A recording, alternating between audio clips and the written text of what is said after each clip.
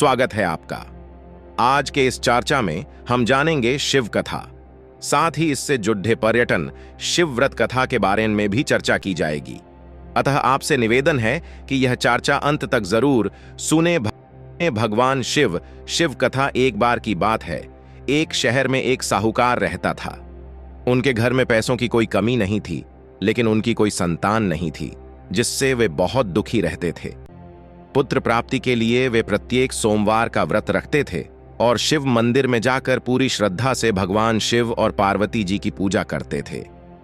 उनकी भक्ति देखकर एक दिन माता पार्वती प्रसन्न हुई और उन्होंने भगवान शिव से उस साहूकार की इच्छा पूरी करने का अनुरोध किया।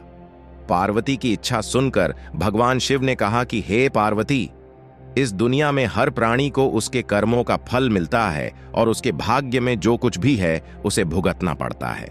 लेकिन पार्वती जी ने साहूकार की भक्ति का सम्मान करने के लिए उसकी इच्छाओं को पूरा करने की इच्छा व्यक्त की। माता पार्वती के अनुरोध पर शिव ने साहूकार को पुत्र प्राप्त करने का वरदान दिया, लेकिन साथ ही यह भी कहा कि उसके बच्चे की उम्र केवल 12 वर्ष होगी। साहूकार माता पार्वती और भगवान शिव की बातचीत सुन रहा था। वह इससे न तो खुश था और न ही दुखी। वह पहले की तरह शिव की पूजा करता रहा। कुछ समय बाद साहूकार के एक पुत्र का जन्म हुआ। जब बालक 11 वर्ष का हुआ तो उसे पढ़ने के लिए काशी भेज दिया गया। साहूकार ने बेटे के मामा को बुलाकर ढेर सारा पैसा दिया और कहा कि वह इस बच्चे को शिक्षा प्राप्त करने के लिए काशी ले जाए और रास्ते में यज्ञ करे। जहां कहीं भी यज्ञ किया जाता है वहां ब्राह्मणों को भोजन कराकर दक्षिणा दी जाती है। इसी प्रकार दोनों चाचा भतीजे यज्ञ करके और ब्राह्मणों को दान दक्षिणा देकर काशी की ओर चले गए। रात के समय एक नगर था जहां नगर के राजा की पुत्री का विवाह हुआ था, लेकिन जिस राजकुमार से वह शादी करने वाली थी वह अंधी थी। राजकुमार ने इस तथ्य को छिपाने की एक योजना के बारे में सोचा कि उसके बेटे की एक आंख नहीं है।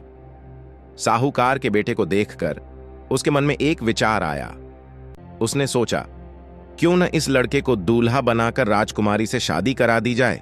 शादी के बाद मैं इसे पैसे के साथ भेज दूंगा और राजकुमारी को अपने शहर ले जाऊंगा। लड़के की शादी दूल्हे के कपड़े पहनकर राजकुमारी से कर दी गई, लेकिन साहूकार का बेटा ईमानदार था। उसे यह उचित नहीं लगा। मौका पाकर उसने राजकुमारी की चुन्नी के किनारे पर लिखा कि तुम्हारी शादी तो मुझसे हो गई है, लेकिन जिस राजकुमार के साथ तुम्हें भेजा जाएगा वह आंख का कान है। मैं काशी पढ़ने जा रहा हूं।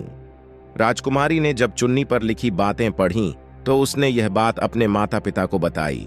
राजा ने अपनी बेटी को विदा नहीं किया, जिससे बारात वापस चली गई। उधर साहूकार का लड़का और उसके मामा काशी पहुंचे और वहां जाकर उन्होंने यज्ञ किया। जिस दिन बालक 12 वर्ष का हुआ उस दिन यज्ञ हुआ। लड़के ने अपने मामा से कहा कि मेरी तबीयत ठीक नहीं है। मम्मा ने कहा कि तुम अंदर जाकर सो जाओ। शिव के वरदान के अनुसार थोड़े ही समय में उस बालक का प्राण निकल गया। मृत भतीजे को देख उसके मामा विलाप करने लगे। संयोग से शिव और माता पार्वती उसी समय वहां से जा रहे थे। पार्वती ने भगवान से कहा, स्वामी, मैं इसके रोने की आवाज को सहन नहीं कर सकता। आपको इस व्यक्ति की पीड़ा को दूर करना चाहिए।